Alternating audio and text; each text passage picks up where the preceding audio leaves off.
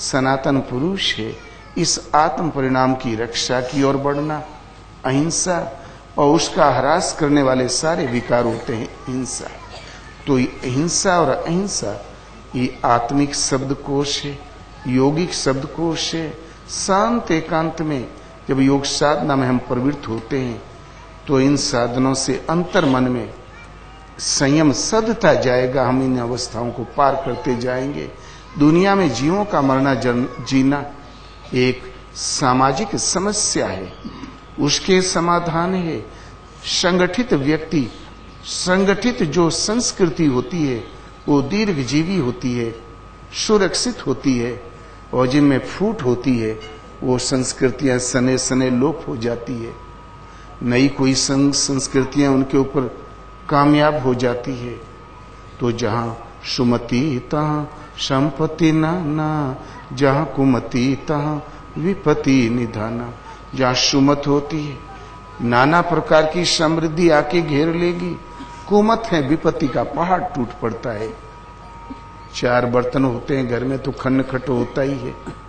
कोई 19-20 होता है तो सुन लिया करो, परिवारी तो है, पड़ोसी तो है, लेकिन प्रेम न घटने पाए।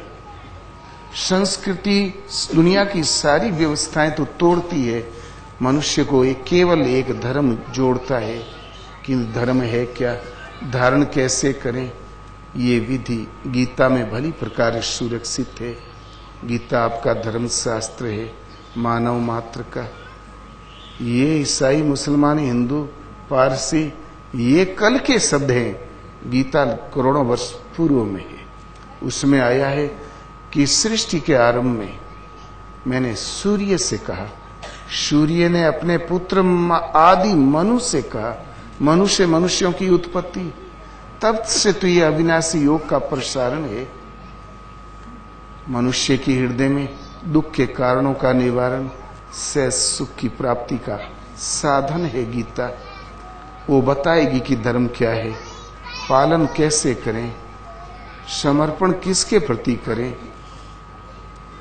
3 आवृत्ति कर लोगे, न संदेह है न कभी संदेह होगा, सबके पास होनी चाहिए। बोलो श्री गुरुदेव भगवान की जय। एक पहले मार्केट लगा करते थे, जहां तहां राजा लोग लगवाते थे। एक शहर के बाहर बड़ा भारी मार्केट लगता था, बाजार। एक सेठ बहुत अच्छे थे, धनाढ्य, वो उन्होंने अपने धंधे का एक नया ही तरीका निकाला। जब मार्केट उजड़ने लगे शाम को, तब पहुंच जाएं, तो लोग उजड़ते समय सस्ता ही फेंक के चले जाते हैं।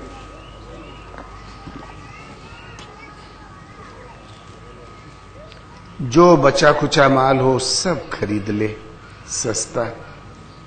एक दिन एक आदमी बक्सा लेके बैठा था, तो बोले भाई तुम्हारा क्या माल है? बोले सेठ जी, नाम सभी सुनते हैं, खरीदने वाला कोई नहीं। बोले ऐसी क्या बात है, क्या है इसमें? बोले इसमें है सेठ जी भूत। बोले भूत, ये क्या करेगा? बोले जो कहोगे वो करेगा, जितना काम बताओगे सब कर देगा, किंतु सेठ जी जब काम नहीं बताओगे तो ये आप मालिक को खाएगा। सेठ बहुत खुश हुआ। बोले अरे कलकत्ता, बॉम्बे, मद्रास, नागालैंड सब जगह मेरी फैक्ट्री है।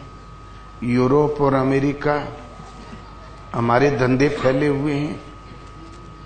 हम काम वही तो बढ़िया चीज मिल गया। हम 10,000 फैक्ट्री में लेबर कम कर देंगे, इसी से काम लेंगे, ये तो फायदे का। बोले जल्दी जल्दी दाम बता। बोले महाराज 1,000 रुपया दिया और लेके चला गया। घर जाके खोला बक्सा तो भूत निकला।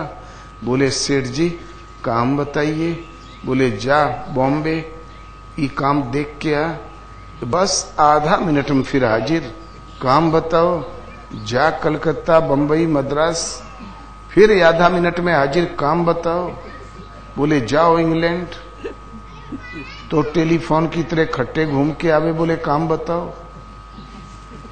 10 दिन में सब काम समाप्त। अब सेठ को नींद नहीं आवे कि जरूर खा डालेगा हमको। तब सेठ भागा जंगल की ओर।